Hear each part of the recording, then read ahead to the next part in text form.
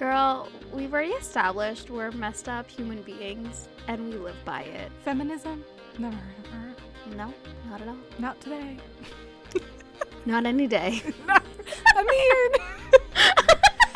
on like a work day, yeah. Yeah. 9 to 5, we do know feminism. Yeah. After 5 though. God.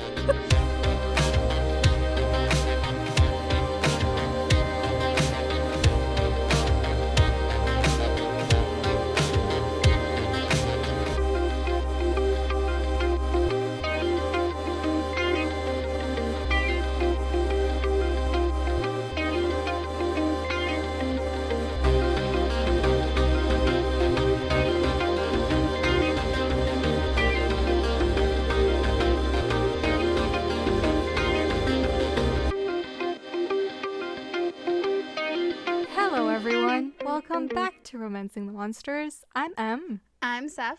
And today we are starting something special, I think. I don't know. We'll see.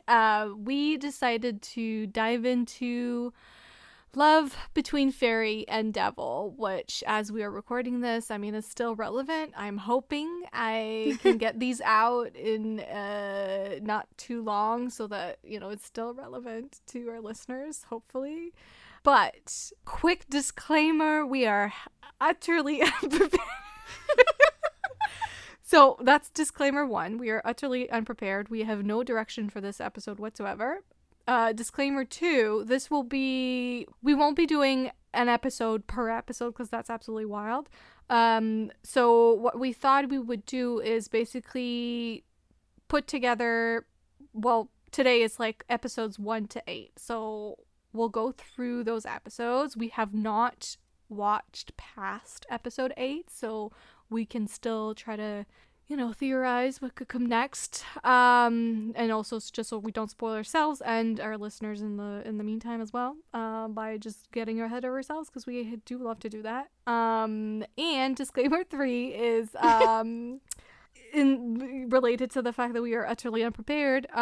This is obviously a C-drama, Chinese drama, so it is in a different language, and as much as I'm trying to learn Mandarin at the moment, it's difficult. So we are aware that we're trying to pronounce the names the right way, but we're still very new to this show, so hopefully by next episode we'll be much more used to everyone's name and the pronunciation and yada yada yada, but we are trying, so yes. Please bear with us on that front. Please be kind. Yeah.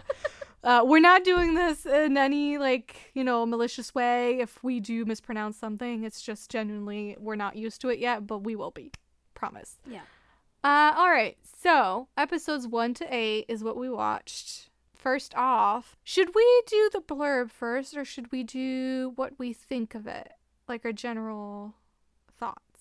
I think a quick blurb first. Okay.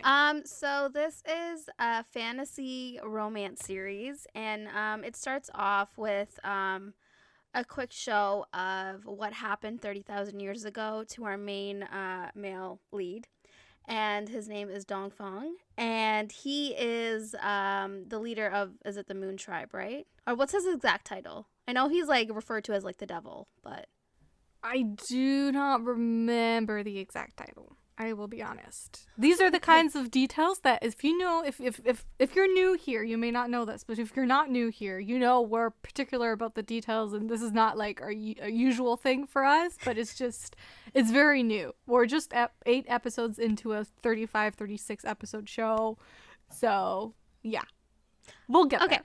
Anyways, so 30,000 years ago, Dongfang was the super powerful, villain in a way. And in order to stop him, they had to trap him in a tower. And to do this, they used a goddess who used all of her primordial, essence to lock him in this tower, and they locked him there instead of killing him because they didn't want him to reincarnate or whatever. So he's been trapped there for 30,000 years, and the primordial spirit of this goddess has gone missing, and they don't know if she got reincarnated or whatever. But it cuts to 30,000 years later, and we meet this fairy who's an orchid, and she goes by Orchid, we believe. Well, she has a Chinese name, but the translation says orchid, so we'll call her that. And she is working to obtain her immortality. She has this ritual that she wants to go through in order to work in the Fountain Palace area. Mm-hmm. And the main reason why is because she feels like this deep connection to Chonghang. I believe it's Chonghang. Yeah. Lord Chonghang. Yeah. And he is the super powerful Hot. I have to say. Man who is like, I guess, a prince. Like a fairy prince, I guess. He's hot fairy prince. Like a hot fairy general or something. I'm not sure. He's a hot shot in the fairy world, anyway. So she's got an uber crush on him, and throughout all of this, somehow she gets trapped in the tower as she's trying to protect Chonghang. Yeah. Chonghang. And because she sees his death, like it's an imminent death, because, okay, I'm totally butchering this, but she's able to protect and read and like cultivate destinies or whatever, and she gets a hold of his destiny, and she sees that he's gonna die or something. So she goes to the tower, and she somehow gets trapped in the tower, and she encounters this being. Yeah. And white-haired. It goes from there. White-haired hottie. He's a white-haired hottie, okay? So she knows that hottie, yeah.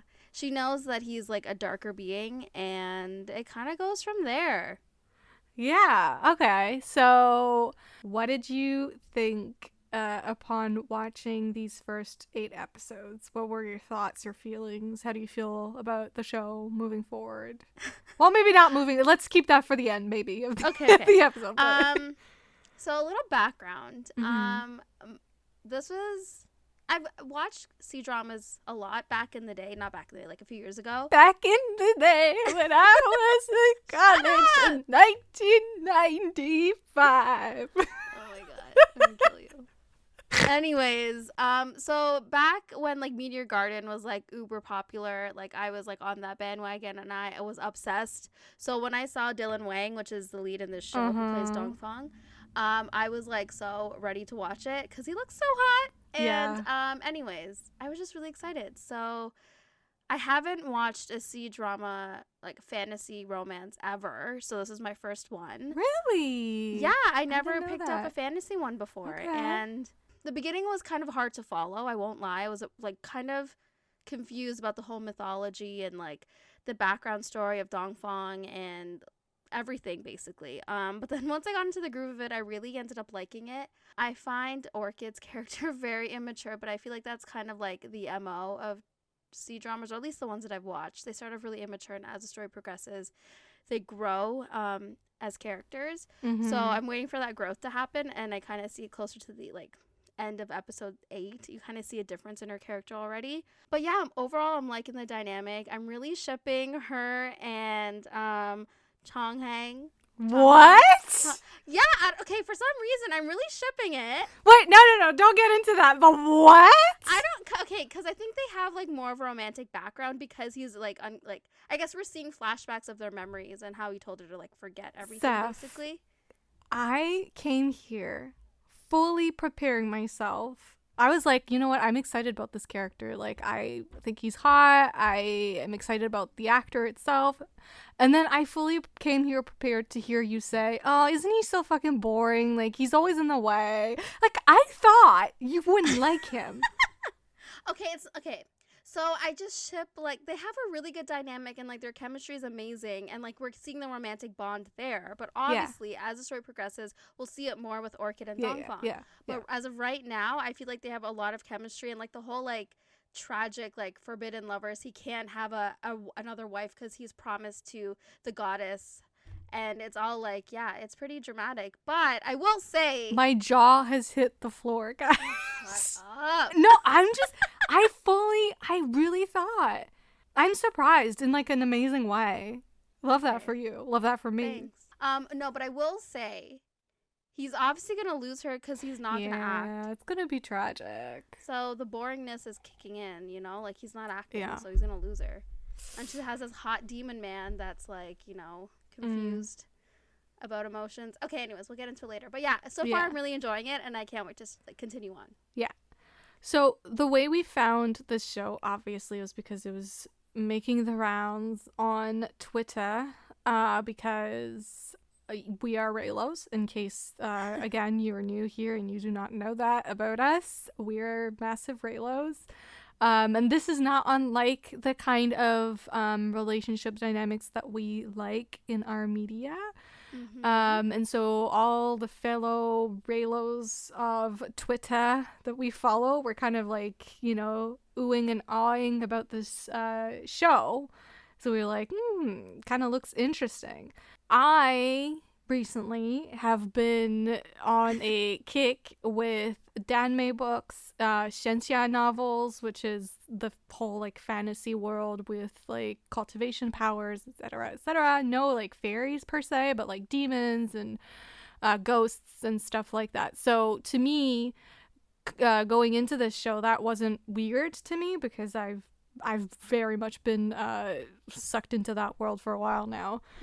So I'm used to a confusing world at first. Like every single story I've read thus far, or watched, I guess, it's always like, what in the world is like going on here at first? And then it makes sense. And it's always like a very slow build where at first things are slow, you don't know what's going on, and then like you realize little by little that it's leading you towards something like pretty epic and intense, and like, you know, a beautiful love story usually.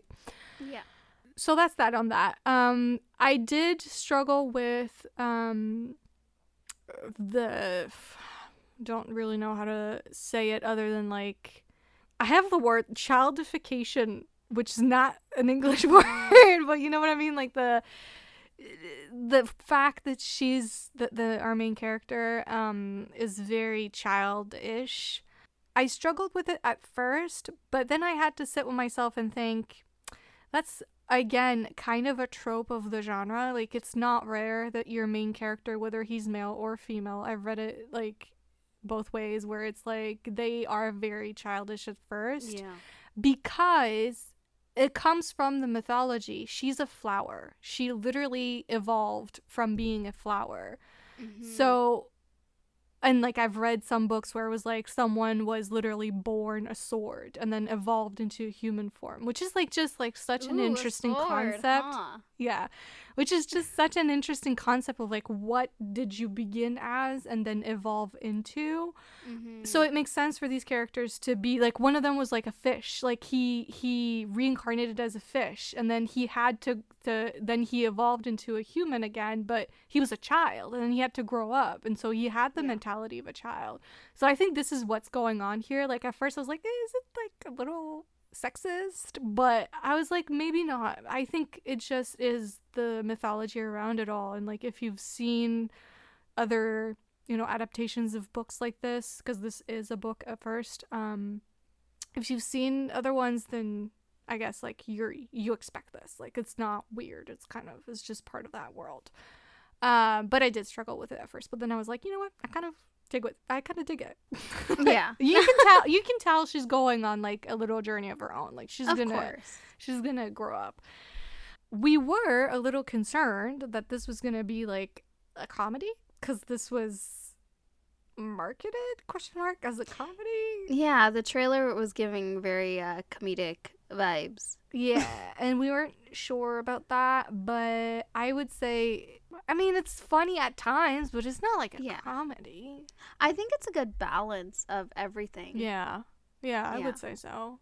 So there was that, and then we were also concerned with the whole trope of like, well, maybe this is a good, you know, lead into a conversation, but like the fact that they switch bodies at first. Like, we were like, oh, how long is that gonna last? Yeah. Not very long, but I don't know if it may come back later on in the show. That's the thing. I think it might come back later on in the show. We'll see, I guess. But thus far, 8 episodes in, it didn't last very long. It was like already done by the end of episode 1, I think. Mm-hmm. But I didn't hate it. It was fun. Like, because again, like, she's such, like, the actress has to portray such a childish character when she's herself.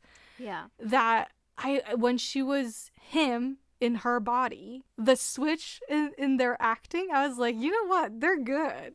No, they're such good actors, They're both good. of them, and they do such a good job of portraying both characters. Yeah, because he's like portraying this like tough, evil guy that had no feelings type so of guy.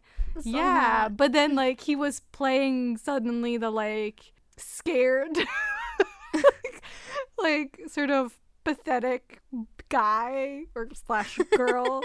And then, like, she suddenly turned, like, really serious and evil. And, like, Yeah. the change was so sudden, but so well done. And, like, you totally, like, got what was going on. Like, I don't know. I was really impressed with them in that. So if it does happen again, we'll see what happens. No, I agree, because that was one of my biggest, like, concerns going in. Like, I guess body swapping is not really a fave trope of mine. I mean, obviously for me. Yeah, me either. So, like, I was kind of nervous, and I kind of put the show back just a little bit because I just didn't want to, like, I didn't really care to see that. But, like you said, the way that they portrayed it and the way that it was done, I honestly thought it was so funny and really, like, really well done that I wouldn't care if it happened again. But I don't want it to, like, happen for, like, a long period of time, but I'm okay with, it happening again. From what I've read thus far, that's one thing I really like about Chinese stories is when they do tropes, they don't overdo them. Okay. Like, I have noticed that they put in tropes, and it's exciting, but they never go past the point where it's like, okay, I've had enough. Like, they always wrap it up quickly to get to something else. And I really appreciate that. And that's a huge difference, I feel like, from like Western media sometimes, especially romance, where it's like they will drag that surprise secret baby trope until they cannot anymore. You know, like, it's like we really drag it out sometimes too much. And like, these books are long. Like, the Chinese novels are fucking long. And so we start this show, right? So they're introduced. Let's talk about their introduction, maybe. Do you have anything to say? Well, I mean, they pretty much start off with, like, her by mistake kissing him on the lips, and that's how the body swap starts, you know, as they do in certain shows. A random kiss, and then they switch bodies, and then that's when they realize, like, OMG, we're different people. Yeah, no, like, how did you feel about that? And, like, when he's in her body, he literally cuts off her hair. Yeah, and then she's all that really stuff. sad about it. Understandably so, and that's his first act of like him going back on what he's done and like him sort of change, right? Because he cuts her hair and then she's like crying about it. She's like, it took me so long to grow it out, blah blah blah. Yeah. And then right away he's like, fuck, okay, fine. He's like, just stop crying, here you go. Yeah, he fixes it. So that's like the first time that already, you know, he's still very much like evil at that point. He doesn't know really. I mean, they already start to have, well, she doesn't, but he has an incline that like he's affected by her emotions, that they're linked somehow. There's a bond happening somehow, but it's kind of one-sided, where he feels her emotions, and he would die if she were to die, but not the opposite. How does he realize that? Do you remember? Isn't it because she cries, and then in that scene, and then he starts feeling that pain, and he's like, what the fuck is this? I thought it was, so also in that whole scene, he decides he's going to kill her and starts choking her. Oh, right, he's choking. Yeah, you're right. And then he feels like, you know, like he's being the choked. pain. And that, and that he's, you know, he's dying. Yeah. So that's when he puts two and two together and kind of realizes they're connected and they both get out of there. But he thinks it's temporary once they switch back. It is not, however. And now his life is literally like bound to a weaker vessel. Because if she dies, he dies, but not the opposite. The opposite is not true. Why? Because of course he's the one who has to do the emotional journey. Yeah, because for some odd reason he doesn't feel emotions, and we get random flashbacks to which I think is his childhood with his father. Is I that don't know. him or is that his mom? I wasn't, because the voice sounds female to me. I thought it was him as a kid, and we're gonna Oh, see maybe like that's how possible. emotions became, I guess, not a part of Yeah, his how life. he blocked them out or literally was Yeah. drained of his emotions or something. Like, because Yeah. it literally looks violent, where it's like sort of wrenched away from him type of thing. Yeah, Like, it's all like red and like loud and. yeah. But the white hair. I'm feeling the white hair so hard, but I just Yeah. okay. I don't know if you can explain it to me. So why does he have white hair sometimes, but then in the other time, like majority of the show, he has black hair? Like, do you know why? Do I know why? No. Why do you ask me? Like, do you think it's because something was said and? No, I mean like I just like because you've watched and read a lot of fantasy. Oh, I mean, maybe it's just because they can switch their appearance a lot in these kinds of books. Like, they can literally look like something. He does it at some point in the first 8 episodes. I don't know if you like he switches his appearance to look like Lord. Oh, right. Xianxia. Yes, I remember that. So they can do that a lot. So my guess is his real appearance is the white-haired one Okay, after 30,000 years. like his primordial spirit version. Yeah, but then he switches to like his like younger like self as he was 30,000 years prior, perhaps. I don't know. Like, they do that a lot. They Okay. switch appearances a lot. Yeah. Okay. Well, I mean, I didn't know like if they explained it or if there's something that explains. But again, the like, change. I am no expert. I have not read this book prior, so I don't have the info here. I'm just going off of like other things that I've read. So What happens? they're bound.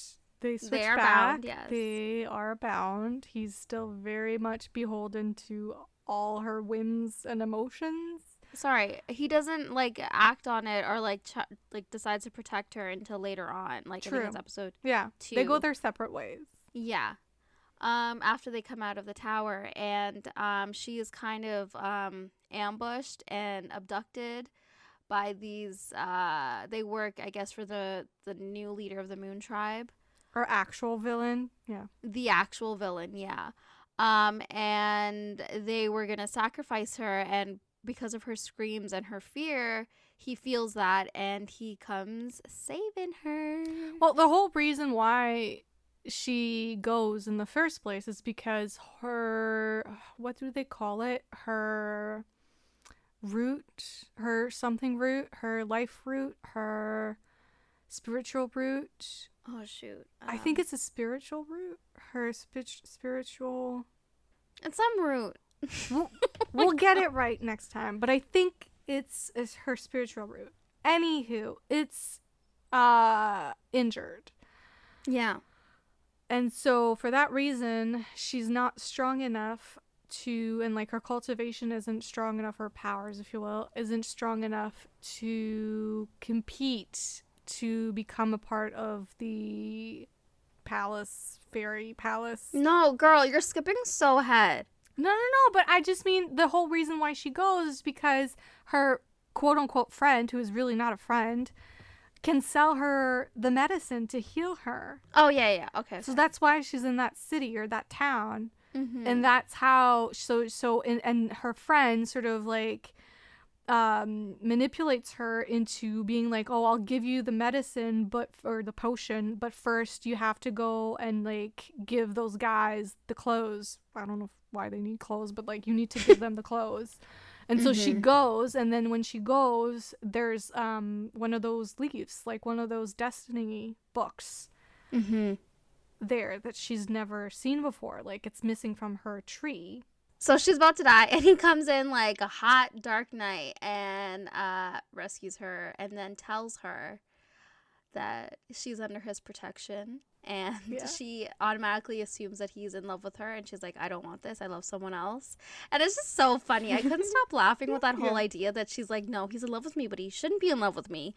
And it was just so funny. Well, because she doesn't know that he's like, he hasn't told her yet, and I wonder why. I think it's just the whole idea, like, if she finds out who he actually is, she could literally use it as a weapon against him. And he keeps saying often that, like, she's his weakness now, and he hasn't had a weakness before. It's gonna make for such good angst when she realized why he stayed for so long, and then she's like, so all of this was fake? You never actually liked me? You never actually cared for me? You only cared for yourself? Ugh. That's gonna be good. Dylan Wang in Meteor Garden, he's so good at crying, so I'm so excited to see the angst. I started Meteor Garden. I only watched You're one lying episode, and you didn't though. tell me? Sorry, miss. I have a life. I'm flying all over the world. Shut up. I just went to New York for 1 weekend. Well, that was 1 weekend, okay? No, I only watched the first one. I don't know how I feel about it yet. I mean, you have to let it build up. Usually it always takes me like 2 episodes of a drama to like figure out if I like it or not. So we'll see. I love that show, by the way. So watch it if you haven't watched it, guys. Meteor Garden on Netflix. Why was I saying this? Oh, yeah, right. Because you brought up the scene where he's like, so basically, like, every breath you breathe is mine. Every blood cell in your body is mine. Every inch of your skin is mine. Everything is mine. Were you swooning? Because of course I was. I was dying. I was like, this is what I've been yearning for. This is what I've been wanting in like a show, and like we finally have it, and I'm loving it. Girl, I don't think you understand. I read this book called Nanchan, and in that there's a demon guy, like the main love interest is a demon, and like he wants to eat the other guy like as food. And he has a whole paragraph. I'll bring it up in their next catch up and chill. Don't you worry, guys. But he has a whole paragraph where it's literally that, and I was like imagining him as the guy in Nanshan, like saying like basically like nobody can touch you, your blood is mine, your flesh is mine, everything is mine, and if you ever think about going over to someone else and asking for help, I'm gonna eat you and we'll become one, and you'll never part from me ever again. I'm like, what does it say about me that that's kind of hot? Girl, we've already established we're messed up human beings, and we live by it. Feminism? Yeah. Never heard of her. No, not at all. Not today. Not any day. I mean, on like a work day, yeah. Yeah. 9 to 5, we do know feminism. Yeah. After 5 though. Gosh. Anyways, back on the show. Right. So that whole speech was hot. I agree. Yeah. Hands down, hot. Replayed. A couple times. So, him realizing that she can die in a moment, he decides to move with her to the house that she's living in, and was it called Arbiter? Arbiter Hall?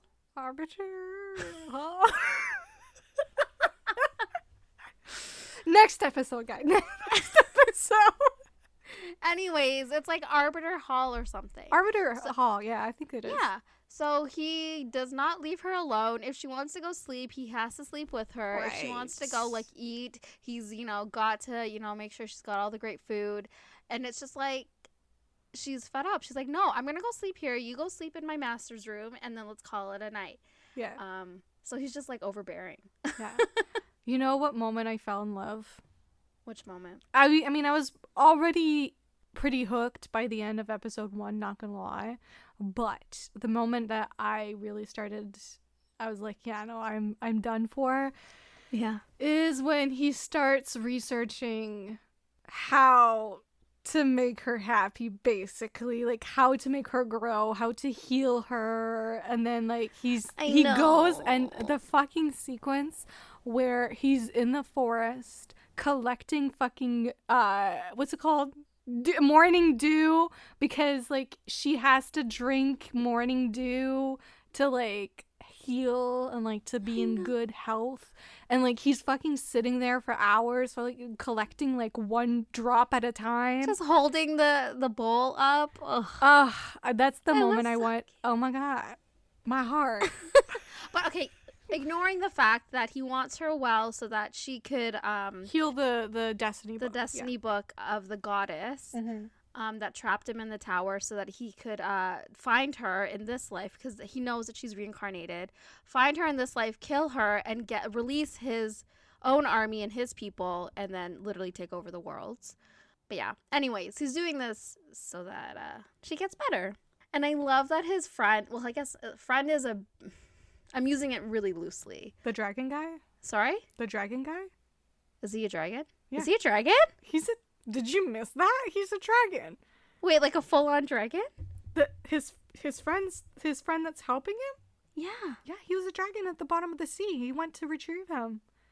And then the guy transformed back into a man. How did I miss this? Okay, I have to go back and watch that. That's like Clearly, I episode looked away. 2. Okay. I would say. Maybe that's the part you fell asleep at. Yeah, okay, well, I mean, I can't help jet lag, you know? Miss Worldwide over there, coming back from expensive trips across the world, and she has jet lag, everyone. I'm rolling my eyes. Okay. Anyway, he's a dragon, yes. Okay, he's well, a hot dragon big guy. big hot dragon, yeah. Yeah. So hot dragon guy. I just love their dynamic, and he was also in another Asian sea drama that I watched. And I loved him. He was basically kind of like the same character, but like in a contemporary romance. Okay. So he was just like the boss's assistant. So he's the boss's assistant again. It really sucks when you're like typecasted like that, where it's like you only play one kind of guy. I know, but he's so cute. Yeah, Anyways, no. I love their dynamic, and I love when he's like, so wait, you want to do this for her? You want to get all this morning dew for her? You want to make sure she's comfortable? Yeah. Like, it's just like the funniest thing, because like he sees things that obviously Dong Kwang is not seeing. Yeah. Can I say something though? What? When we were introduced to like our actual villain guy, you know, he was wearing like a mask, so I was like, oh, so clearly this is someone that we've seen, but like they're hiding his face. Yeah. For a hot second, like for a couple episodes, I was real suspicious of that friend. I was like, I was looking at his lips like constantly, like, because I was trying to figure out if like his mouth, his lips looked like the other guy's lips, and I was like, they kind of look similar. I was like, what if he's just playing him and like he's been the evil mastermind behind it all this whole time? I was wrong, but I was real concerned. Like every time he would reveal information about like, oh, so basically if she dies, I die. I was like, no, don't tell him that. He's evil. I know. I can well, that would relax. have been an interesting theory, Yeah. and I think I kind of like that more than who they revealed as the villain. But again, we're only 8 episodes in, so we don't really know. I mean, in the a way, full- like he was already with the quote unquote bad guys, so it makes more sense that like your villain is actually from the quote unquote good guys. Yeah. I just feel like what's his name? So basically we find out that the villain is wrong how? We'll pronounce it correctly next episode. And low key, I thought him and like he had a crush on Chong Hang. Sorry. I'm Looking down. looking at my Pronunciation guide. pronunciation guide. Anyways, I You thought he had a thought? crush on Really? Prince. Yeah, because like the way that he was looking at Orchid. I know I'm skipping ahead, but like Orchid by like episode 7 when she like. Wasn't Or that it's weird, episode that 6. moment after when they save her in the forest? Yeah, like the way he looked at her. I was like, why are you looking at her like that? Is because you're jealous? Yeah. I was so going to I ask kinda you felt about that scene because I was like, why is he acting like that? Yeah. Unless he knows things that we don't know. I mean, I figured it was just because he realizes that she's the one that he's heard so much about from Lord Chonghang. And that was that, but like it was still bizarre. Yeah, I just thought the way he was looking at him was that he just had feelings for hot guy number 2. Hot guy number, you mean Chonghang? Yeah. I don't know. I mean, clearly he's obsessed with that goddess girl. Like I think they have like some kind of obsessive love coming our way. Oh, you mean like the other bad girl? The No, goddess. oh, sorry, the No, one that's goddess. sleeping. Yeah, I think he's in love with her, like hardcore. You know, I'm down for that romance too. Yeah, of course. I'm curious to see where the show goes. Obviously, we're jumping ahead. No Anyways, idea going where it's back. going. Yeah, going back to like episode 3. Let's talk about Lord Chonghang. I'm Sure. still not over the fact that you are into him. I'm I'm so sorry. delighted. I see a hot man, and I'm weak. He is hot though. Okay, He is. listen, guys. So I'm awaiting another C-drama, another fantasy C-drama called Eternal Faith, which is the live-action adaptation of TGCF. Jeez, always complicated to remember. Or Heaven Official's Blessing, whatever you want to call it. And that actor is playing Hua Chang in that other live action.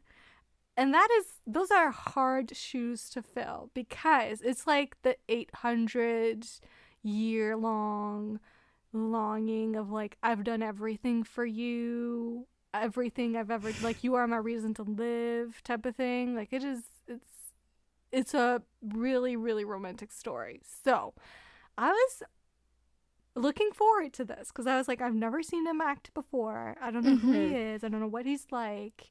So I was interested to see like what this role would be. Right. And I'm surprised that like it's kind of giving me those vibes. Like, I mean, obviously like mine is the 800 years, but you know what I mean? Like I'm seeing some things that are exciting to see because I'm like, ooh, okay, so that's how he plays like longing and like, you know, I've done things behind the scenes that you don't know about, or like I have, you know, secrets that I can't tell you, but like I have feelings and I'm into him. Do you think, I know it's so early on, we haven't seen like the full extent of his acting ability yet, but do you feel like he'll do your character justice? I think so. Yeah, I'm liking him. I think, yeah, and I like watching this role. I was like, I can see why they cast him for the other guy.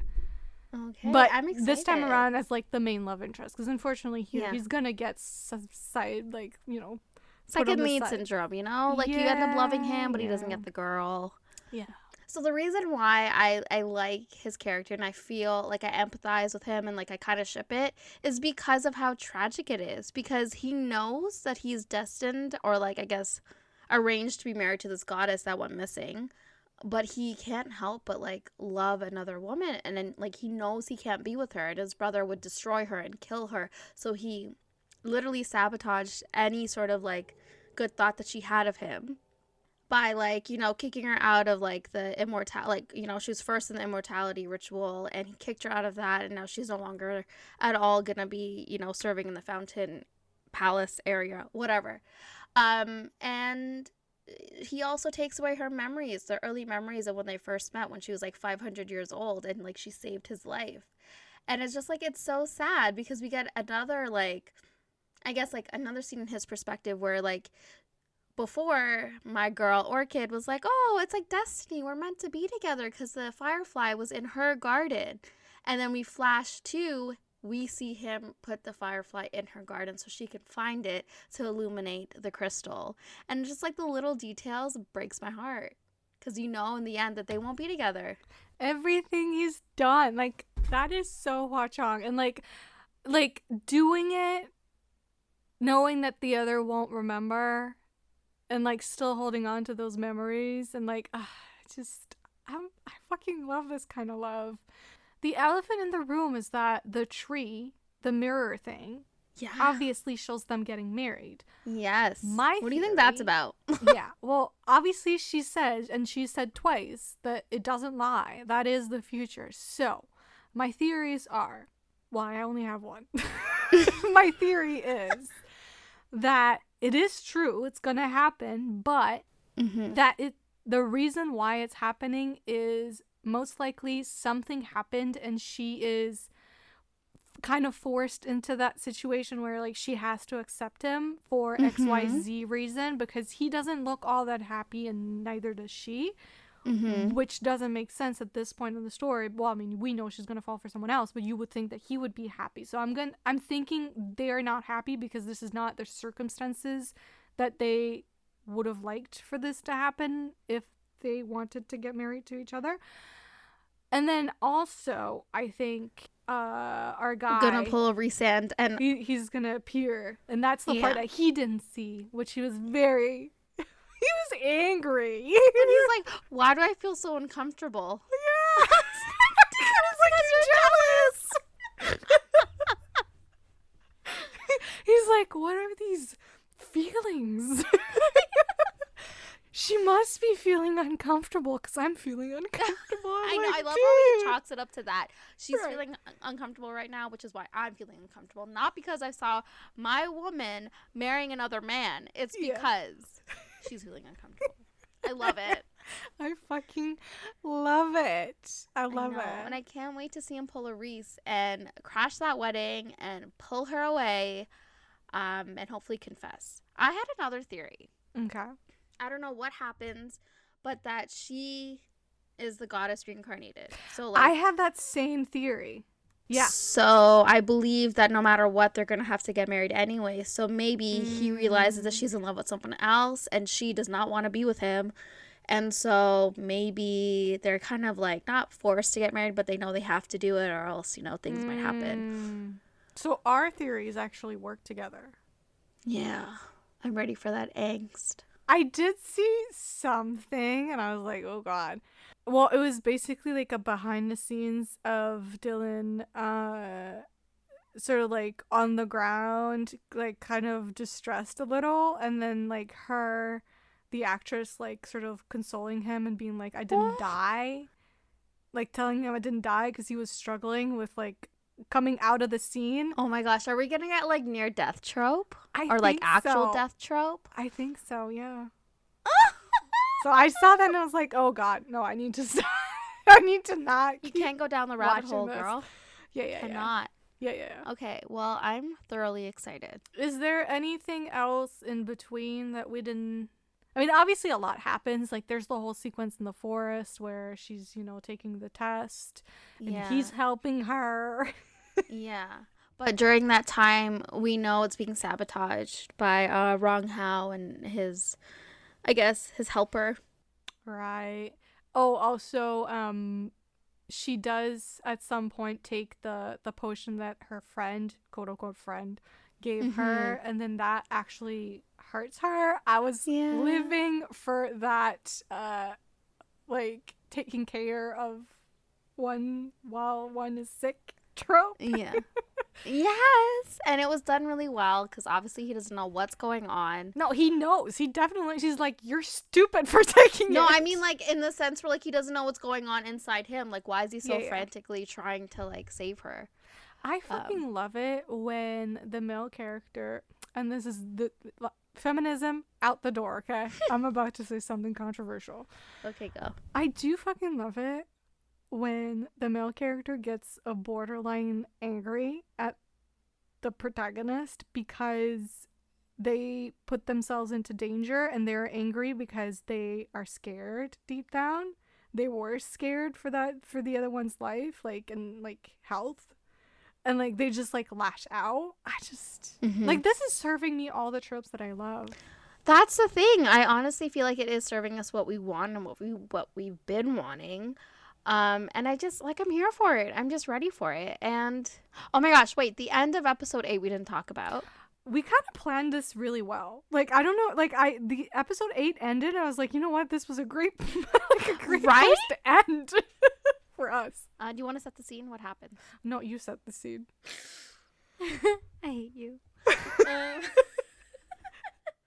I don't know why or how this is happening, but the fairies are coming to kind of raid or like, I guess, I don't know, go through Arbiter Hall and like figure out what's going on there. So Dongfang was basically going to go attack them and kill them all, and they were gonna see him, and Orchid decides to run into him and like literally like fall off the tower into the clouds, and then they fall into like water, and she can't breathe in the water obviously, and he decides to give her mouth to mouth and give her his air. I loved The way he at first kind of watches her drown a little. it. Yeah. I love this. I love that they give him that moment where he's like, you can tell he's struggling internally with like, me, like real me, like past me would have just let her drown right now. Yeah. But he can't. And he's struggling with his emotions. And not just because like her dying means him dying. Like in that scene, I truly think he's not even thinking about that. He's like struggling with his own emotion of like, why am I looking at her drown and I don't want her to drown right now? Like, I want to save her. And he kisses her. I have to say, the music is pretty good. The music's very good. Pretty and good. the way he's so like domineering, like I don't know, Dylan Wang is killing this role right now. And like he's so hot, the way he like grips her head and her neck, and it's just like the way he goes in for that, like, I guess mouth to mouth, giving you air, but also it's a kiss. Yeah. I was living. And then they part, and then they kiss again. Yeah. And once they and it literally just skips to them out of the water, like looking at each other really awkwardly, and he's like, I just wanted to make sure that you had enough air, like I was just worried. And she was like, yeah, I was worried too. And then she just like runs.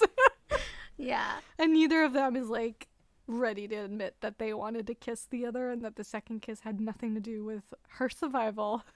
Yep. I loved it. And I'm really excited to see where the show's going, because I am like thoroughly hooked at this point. It does end with her sending him off. Yes. So she basically gives him strong alcohol, and it knocks him out. He knows though.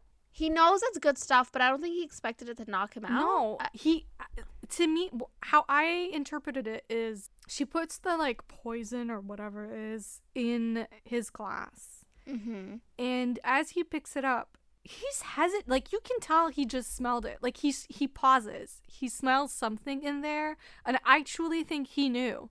And he, at this point, my man is so whipped that he's like, "You really think that?" Fine, like, yeah. I truly think he knew, right? Like at least from his expression, like his facial expression, that's what I got. Yeah. Like he knows that she put something in there, and like for a while he hesitates, and then he's just so fucking whipped for her that he's like, "I'll take it," and then he does, because he's not fucking surprised when he wakes up. He's not surprised. Like, he knew. I think that's true. He knew. He took it knowing that he would pass out. He just didn't know what she had planned. And anyways, she ends up putting him in a boat, and he wakes up to, he's on the memory, is it memory, the memory river, I think. Memory loss river, memory river. I think it's memory loss river. I think you're right about that. Yeah. Okay. And she decides to leave him there as the boat goes off into the distance, because she doesn't want him to die. And she knows he's from the Moon Tribe, but she's like, I don't care who you are. You still have good in you, but I'm letting you go because I don't want you to get hurt. And it ends there. What are your thoughts? Where do you think you see the show going? Wait. We didn't. No? We just need to mention one thing, which is like crucial. Okay. In his whole like, thing where he's trying to do everything to make her happy and make her heal faster and blah blah blah. He brings her to what I think is his castle, place, home, house, huge behemoth of a place. I think it's his. And wait, the sunrise. Yeah. And he brings her to see a sunrise because she's not getting enough like of that sunrise, like first sun of the day type of light. Yeah, we did not talk about this. And the joy that she experiences in that moment, and you can tell that he is feeling her joy. Yeah. And I was like, that is probably the first time he's felt joy in a long fucking time, and it's all because he's bonded to her and he's feeling her joy. Yeah, I kind of died. When you put it that way, of course it killed me. And I just I love how it was done, and like the way that he was just looking at her, and like you said, experiencing her joy, but like also really looking at her Yeah. was like really well done. I gotta hand it to China for once on the CGI front. Yeah, it wasn't bad. They have improved. They have improved. I've seen some stuff that I was like, "Ooh, this is not great." But this I mean, it's still not like amazing, you know. It's not like Hollywood grade type of CGI where you literally forget that you're watching something fake. But it is pretty good. Like the set design is really good. Like her house, like with the flowers and everything, is beautiful. Yeah. The like cloud sea with like fucking whales in the like, it's just so beautifully done. I think like it's just the sets, like every palace is like really beautiful. The costumes, I'm loving. The costumes are really good in this series thus far, and I love that they change, because sometimes people be wearing the same fucking clothes for 35 episodes. But they changed. The fucking wigs have improved, I have to say. Everyone has luscious hair. Oh my gosh, really long fucking hair. I love how long his hair is. It's so hot. I love it. Lord Chonghang also has really nice hair. They have I'm good a sucker wigs for a man with long fucking hair. I know. Okay, I have 2 tidbits that I want to bring up. Okay. First one being, I don't remember. Oh my gosh, I lost it. No, I had, okay, I'll bring up the second point. So second point that I wanted to talk about was, okay, so what do you think his intentions were of bringing her to Chonghang and his brother's discussion as to why Chonghang decided to not include her in the immortal ritual and actually remove her altogether, and overhearing what he thought of her. What do you think his intentions were? Or like, do you think that what he saw was the truth? I don't think he knew exactly what he was bringing her to hear. I think he just saw that she was deeply pained by what had happened, and he wanted her to have clarity. And so I think he just like brought her there hoping that they would overhear something, and it just so happens that he overheard lies. Well, that will lies. Conveniently help him in the yeah, future. Yeah, they do. They prove his point. You know, he's very cynical in that way, believing the worst of everyone, really. No, but then it also but I don't think he did it, like, to answer your question, I don't think he did it because he was like, oh, I'll bring her and then she'll be over him because she'll hear something that will, you know, pain her even more, because like that kind of goes against what he wants, doesn't it? Like he feels her pain. He doesn't want her in more pain. But can I just say that I love that he let her, not like love that he let her cry, but I love that he was like, you can cry now. It's okay. I feel it.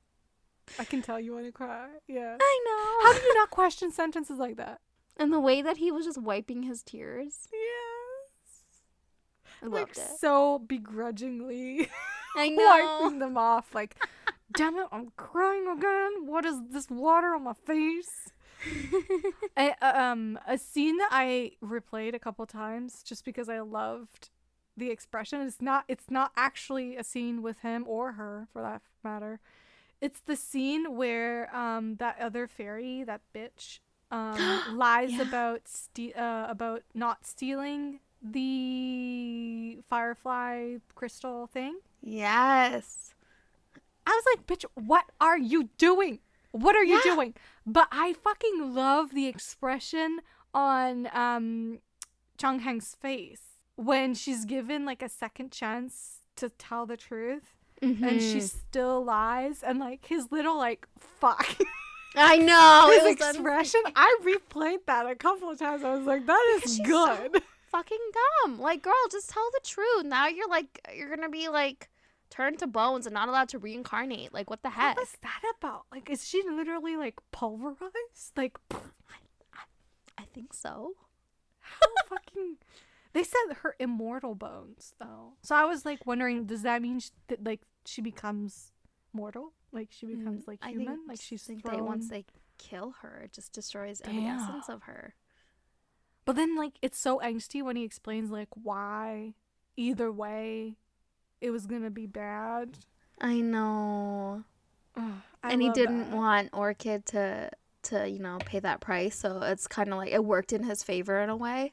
I fully expected her, that bitch, to go, no, it's Orchid that stole it from him, and him not being able to say that he gave it to Orchid because then it would imply that he had an affair with her and that he still has feelings for her, which he's trying to convince his brother he doesn't. I Yeah. was fully expecting it to go there because I was like, oh, if she says that, he's in fucking trouble because he I can't know. deny it. Oh, it didn't go Yeah, there no, though. it worked out conveniently. For now. I'm not For now. convinced that that's done. But yeah, no, I'm intrigued and I'm ready to continue, which I might do after we record this. Same. I'm very excited to keep going. Very Yeah. excited. Do you have any theories? Besides what we shared, well, I think that unfortunately, I think Lord Shanghang is gonna do something that will piss us off for a little while. Oh, yeah. But I think ultimately he's gonna be the reason why. Like, he's gonna be part of the reason why the other guy gets, Dongfeng gets accepted or something. Like, he's gonna team up with them or something. I don't know. Like, he's gonna see reason at some point. But I'm fully expecting him in the next couple episodes to, like, you know, do some shit that I'm not okay with. I mean, I feel like that's understandable. I feel like once he realizes that Orchid is in love with someone else and that someone else being like, Dongfang, I think that's going to cause a lot of anger and jealousy to arise. And that may cause for some stupid decisions to be made. Or is there anything you're excited to see unfold? Just more of the romance. It's doing the tropes really well. I wonder, like, because now they're separated, so I'm like, is he just gonna run back to her, like, immediately? Like, how, like, I'm genuinely curious to know what's gonna happen with that. Because they made it feel like so final. Yeah. So you're like, what does he do now? He just, like, wanders around like a lost puppy? Like, how do they find each other again? Yeah. But would he do that? Because now she is sort of in danger. But he still needs her to ultimately read the destiny book of the goddess. And it's like, is she safer with him or without him? Is the big question, I think, for him right now. And if our theory proves true, what is he going to do when he finds out that she's the goddess that locked him up? Yeah. Mm. I'm also really excited to see, like, his character growth and, like, him discovering emotion and, like, actually letting himself feel them. Which he's already sort of doing. Yeah. But like, him not, like, I want to see him, like, actually, like, accepting them, Like, right now he's still, like, pushing it under the rug and saying that they're her emotions, not his own. And clearly it's because of, like, his trauma as a child. Anyways, love him. Love our 3 main characters. Yes. And I will say, it is rare for me to like the secondary story or, like, the secondary characters. I usually don't like them in C-dramas. I even skip them. Like, the second love story, I usually skip. I don't care about. Do you think there will be a second love story in this, though? I don't know how it's gonna end for my man Shanghang. I'm a little worried that his story is just gonna end tragically. But I'm rooting for him. Like, find you a nice fairy girl to fall in love with, and marry, and have fairy babies with. Yeah. You deserve it, boo. Yeah. But I don't know. I'm not seeing it right now. Because usually when there's a secondary love story, it's introduced, like, pretty early on. Yeah.